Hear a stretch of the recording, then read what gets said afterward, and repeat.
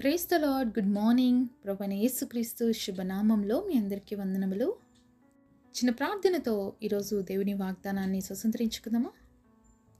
వాళ్ళెంతో మిక్కిలిగా ప్రేమించినటువంటి మా ప్రియ పరలోకమందున్న తండ్రి, నీ పరిశుద్ధమైన నామాన్ని బట్టి వందనాలు చెల్లిస్తున్నాం ప్రభువా. ఉదయకాల సమయంలో నీ మాటలు వినడానికి మా హృదయాల్ని సిద్ధపరచుకుంటుండగా తండ్రి, మా హృదయాంతరంగంలో ఉన్నటువంటి ప్రతిదీ కూడా పరిశోధించే దేవుడు, పరీక్షించే దేవుడుగా మమ్మల్ని పరిశోధించి పరీక్షించండి నాయన. మమ్మల్ని సరిచేయండి. నీ మాటల చేత మమ్మల్ని ఓదార్చండి, ధైర్యపరచండి, బలపరచమని యేసు నామములో ప్రార్థిస్తున్నాము తండ్రి. ఆమేన్. ఈరోజు దేవుని వాగ్దానము 1 పేతురు రాసిన పత్రిక 3వ అధ్యాయము 9వ వచనం. ఆశీర్వాదమునకు వారసులగుటకు మీరు పిలువబడితిరి. 1 Peter chapter 3 verse 9, knowing that you are the turn unto call, that you should inherit a blessing. దేవుడిచ్చినటువంటి అద్భుతమైన వాగ్దానం మనందరి జీవితంలో నెరవేర్చబడును గాక. ఆమేన్. ఎంత అద్భుతమైన మాటను చూస్తున్నాం కదండి. దేవుడు మనల్ని ఆశీర్వాదముగా ఉండటానికి పిలిచాడు అని చూస్తున్నాం. మనం ఆశీర్వాదమునకు వారసులుగా ఉండడానికి దేవుడు మనల్ని ఏర్పరచుకున్నాడు అని చూస్తున్నాం కదా. మరి ఈరోజు నువ్వు ఏ పరిస్థితిలో ఉన్నావు? నువ్వు ఆశీర్వాదకరంగా ఉన్నావా? లేకపోతే నువ్వు డీలా పడిపోయి ఏమాత్రం ఇతరుల జీవితాల్లో నీ జీవితంలో కూడా నువ్వు బ్లెస్సింగ్ లేనటువంటి స్థితిలో ఉంటే ఒకసారి గ్రహించుకోవాలి, ఈరోజు నన్ను దేవుడు ఎందుకు పిలిచాడు, నేను దేవుడు బిడ్డగా ఉంటున్నానంటే కారణం ఏంటి అనేది మనం ఆలోచించాలి. బైబిల్లో ఎంతోమందిని దేవుడు పిలిచాడండి. మరి వాళ్ళందరినీ కూడా దేవుడు ఆశీర్వాదకరంగా మార్చాడు. హెబ్రీ పత్రిక 11వ అధ్యాయంలో మనం చూస్తే ఒక లిస్ట్ ఉంది అక్కడ. ఆ లిస్ట్ చూస్తాం, ఏంటంటే విశ్వాసుల లిస్ట్. దాంట్లో చాలామంది వ్యక్తుల్ని దేవుడు పిలిచాడు. మరి మోషే మిద్యాన్ అనేటువంటి ప్రాంతంలో గొర్రెలు మేపుకుంటున్నప్పుడు దేవుడు మండుచున్నటువంటి పొదలో నుంచి మాట్లాడాడండి దేవుడు మోషేతో. ఒకసారి నిర్గమకాండము 3వ అధ్యాయము 4వ వచనం చూద్దాం. దాని చూచుటకు అతడు ఆ తట్టు వచ్చుట యెహోవా చూచెను. దేవుడు ఆ పొద నడుము నుండి మోషే మోషే అని అతన్ని పిలిచెను. అందుకు అతడు చిత్తము ప్రభువా అనెను.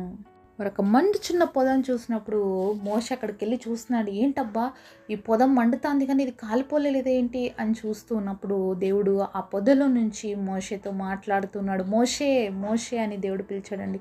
ఎందుకు పిలిచాడు దేవుడు మోషేని అంటే 7వ వచనంలో చూస్తే, మరియు యెహోవా ఇట్లనెను, నేను ఐగుప్తులోనున్న నా ప్రజల బాధను నిశ్చయముగా చూచి తిని, పనులలో తమను కష్టపెట్టు వారిని బట్టి వారు పెట్టిన మొర వింటిని, వారి దుఃఖములు నాకు తెలిసే యున్నవి. ఎందుకు మోషేని పిలుచుకున్నాడు అనే విషయం ఇక్కడ స్పష్టంగా మనకు అర్థమవుతుంది కదా. ఎందుకంటే తన బిడ్డలు ఐగుప్తులో చాలా బాధలు అనుభవిస్తున్నారంట. వాళ్ళకున్న పని భారాన్ని బట్టి వారు దేవుడి సన్నిధిలో మొరపెడుతున్నారంట, దుఃఖపడుతున్నారంట. అది దేవుడికి చాలా బాధ అనిపిస్తుందంట. అందుకనే మోషేని పిలుస్తున్నాడు. మోషే నువ్వు వెళ్ళు ఐగుప్తికి, నా ప్రజల్ని బయటికి తీసుకురా అని చెప్పి దేవుడు ఇక్కడ మోషేతో మాట్లాడుతున్నాడు. పిలిచిన వాడు నమ్మదగిన దేవుడు అండి. మోషేని ఎంతగా ఆశీర్వదించాడంటే, మరి ఎంత సాత్వికుడుగా, నా ఇల్లంతట్లో నమ్మకమైన వాడు అని చెప్పి దేవుడు మోషేని ఆశీర్వదించాడు. సరే, న్యాయాధిపతుల గ్రంథము 6వ అధ్యాయము 11-12 వచనాల్లో చూద్దాము. ఇక్కడ యవాషు కుమారుడైన గిద్యోను మిద్యోనులకు మరుగైనట్లు గానుగు చాటున గోధుమలను దుల్లగొట్టుచుండగా యెహోవా దూత అతనికి కనపడి, పరాక్రమము గల బలాఢ్యుడా, యెహోవా నీకు తోడై ఉన్నాడని అతనితో అనగా. ఇక్కడ గిద్యోను అనే వ్యక్తిని చూస్తున్నామండి. మిద్యానులకు భయపడి దాక్కొని మరి గోధుమలను దుల్లకొట్టుకుంటున్నాడు అని చూస్తున్నాం. మరి ఈ భయపడి దాక్కున్న వ్యక్తిని పిరికివాడా అని పిలిచాల్సినటువంటి దేవుడు ఇక్కడ ఏమని పిలుస్తున్నాడు తెలుసా? పరాక్రమము గల బలాఢ్యుడా అని పిలుస్తున్నాడు. ఎవరండి గిద్యోను? పిరికివాడుగా భయపడుతున్నాడు. మిద్యానులు వచ్చి వాళ్ళ మీద పడతారో, వాళ్ళు ఏం చేస్తారో అని మరి ఇజ్రాయెల్ అంతా కూడా భయపడుతున్న సమయంలో దేవాది దేవుడు మరి ఇక్కడ పిలుస్తున్న మాట ఏంటంటే పరాక్రమ గల బలాఢ్యుడా. కాబట్టి మనం పిరికివారం కావచ్చండి, మనం చేతగాని వారం కావచ్చు, కానీ మనల్ని పిలిచిన దేవుడు నమ్మదగిన వాడు. అద్భుతాలు చేయుటకు సాటి ఆయనకి ఎవ్వరు లేరు. మరి ఈ గిద్యోను ద్వారా ఇశ్రాయేలుకి దేవుడు విడుదల ఇచ్చాడండి. ఎంత గొప్ప అద్భుతమైన విడుదల అంటే ఎవరు కూడా ఊహించలేదు. కేవలం అతి తక్కువ మందితోనే దేవాది దేవుడు మరి ఇశ్రాయేలుకి మిద్యోనుల పైన విజయాన్ని ఇచ్చాడు. ఒకసారి న్యాయాధిపతుల గ్రంథం 7వ అధ్యాయము 8వ వచనం చూసినట్లయితే, ప్రజలు ఆహారమును బూరలు పట్టుకొనగా అతడు ప్రజలందరినీ తమ గుడారములకు వెళ్ళనంపెను గాని ఆ 300 మంది నిలుపుకొనెను. మిద్యానుల దండులోయల్లో అతనికి దిగువగా నుండెను. మరి ఇశ్రాయేలులో చాలామంది యుద్ధం చేస్తామని వచ్చారండి. అయితే మరి దేవుడు అందులో నుంచి 300 మందిని మాత్రమే ఎన్నుకున్నాడు. ఈ 300 మందితో నేను విజయం ఇస్తానని దేవుడు అద్భుతాన్ని చేశాడు మిద్యానీల పైన. మరి ఆ రోజు గిద్యోనుకి దేవుడు విజయాన్ని ఇచ్చాడు. మరి ఇదే 7వ అధ్యాయంలో 22వ వచనంలో చూసినట్లయితే ఆ 300 మంది బూరలు ఊదినప్పుడు యెహోవా దండ అంతటిలోను ప్రతి వాని ఖడ్గమును వాని పొరుగు వాని మీదికి త్రిప్పెను. దండు సెరేతు వైపునున్న బెత్సేతు వరకు తద్బాతు నొద్దునున్న అబెల్మెహాల తీరమునకు పారిపోగా. మరి ఎవరైనా యుద్ధంలోకి ఖడ్గము ఇవన్నీ తీసుకొని వెళ్తారు కదా, ఈట డాలు. అయితే ఇక్కడ మరి ఈ యొక్క 300 మంది చేసినటువంటి యుద్ధము చాలా ఆశ్చర్యం ఉంది. ఎందుకంటే ఇక్కడ వీళ్ళు కేవలం ముందుకు వెళ్తున్నారు. మరి వీళ్ళు ఎప్పుడైతే బూరలు ఊదారో ఎవరు వచ్చారంటే యుద్ధం చేయడానికి? దేవుడే వచ్చాడు. అప్పుడు ఏమైందంటే మిద్యానీయులు ఒకరినొకరు వాళ్ళంతకు వాళ్ళే పొడుచుకొని చంపుకునే పరిస్థితి వచ్చిందనమాట. అంటే తారుమారుగా వాళ్ళే పొడుచుకొని చచ్చిపోయే పరిస్థితి, పారిపోయే పరిస్థితి వచ్చిందనమాట. కాబట్టి దేవుడు యుద్ధము చేస్తే ఎలా ఉంటుంది అని మనం ఇక్కడ చూడగలుగుతున్నాము. 20వ వచనంలో చూద్దాం ఒకసారి. అట్లా 3 గుంపుల వారు బూరలను ఊదుచు ఆ కుండలను పగలగొట్టి ఎడమ చేతిలో దివిటీల్ని కుడి చేతిలో ఊదుటకు బూరలను పట్టుకొని యెహోవా ఖడ్గము గిద్యోను ఖడ్గమని కేకలు వేసిరి. మరి యుద్ధంలో ఎలా విజయం వచ్చింది అంటే ఇక్కడ చూస్తున్నాం కదా మనము.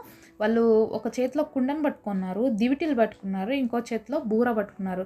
కుండల్ని పగలగొట్టినారు, దివిటీల్ని వెలిగించుకున్నారు. మరి వాళ్ళ చేతిలో ఉన్నటువంటి ఖడ్గం అంటే చెప్తూ ఉన్నారు ఏమని అంటే మరి ఇది గిద్యోను ఖడ్గం. ఎవరి ఖడ్గం అంట? యెహోవా ఖడ్గం అన్నప్పుడు దేవాది దేవుడే వచ్చి ఆ దండులో యుద్ధం చేశాడు. మరి ఇశ్రాయేలు ప్రజలకి విజయాన్ని ఇచ్చాడు. ఎవరిని పిలిచాడు దేవుడు? ఒక పిరికివాడిని పిలిచాడు. పిరికివాడిని ఏ విధంగా మార్చాడు? పరాక్రమవంతుడుగా మార్చాడు. ఆశీర్వాదకరంగా దేవుడు మార్చాడు. ఒకసారి మనం 1 సమూయేలు గ్రంథము 3వ అధ్యాయము 8వ వచనం చూసినట్లయితే యెహోవా 3వ మారు సమూయేలును పిలువగా అతడు లేచి ఏలీ దగ్గరకు పోయి చిత్తము నీవు నన్ను పిలిచితివే, ఇదిగో వచ్చితిననగా ఏలీ యెహోవా బాలుని పిలిచినని గ్రహించి. ఇక్కడ బాలుడైనటువంటి సమూయేలుని దేవుడు పిలుస్తున్నాడండి. మరి 2 సార్లు పిలిచాడు. మరి ఏలీ దగ్గరికి వెళ్ళాడు.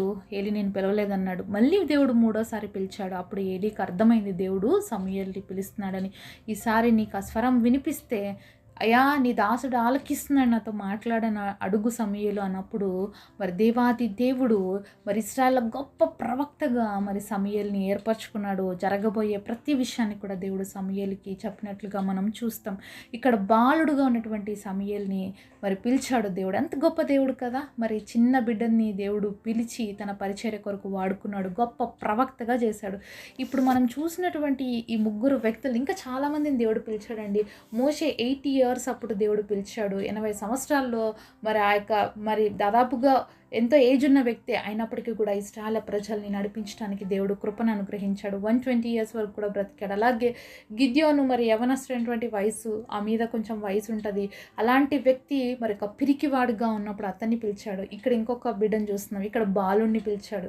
మరి దేవుడు పిలిచిన ప్రతి ఒక్కరిని కూడా ఆశీర్వదించాడు. అలాగే ఈరోజు నువ్వు యవనస్తుడు కావచ్చు, బాలుడు కావచ్చు, లేకపోతే నువ్వు వృద్ధుడు కావచ్చు, నువ్వు ఏ వయసు పడవైనా సరే దేవుడు పిలిచాడు అంటే ఊరికనే పిలిచాడు ఎవరిని. దేవుడు పిలిచాడు అంటే ఖచ్చితంగా ఆశీర్వదిస్తాడు. కాబట్టి ఆశీర్వదించడానికే దేవుడు నిన్ను పిలిచాడు తప్ప నువ్వు ఏదో మరి నార్మల్గా ఉండడానికి దేవుడు ఎప్పుడు నిన్ను పిలిచలేదు. ఇక్కడ దేవుడు పిలిచిన ప్రతి వ్యక్తిని ఒక గొప్పగా ఆశీర్వదించాడు.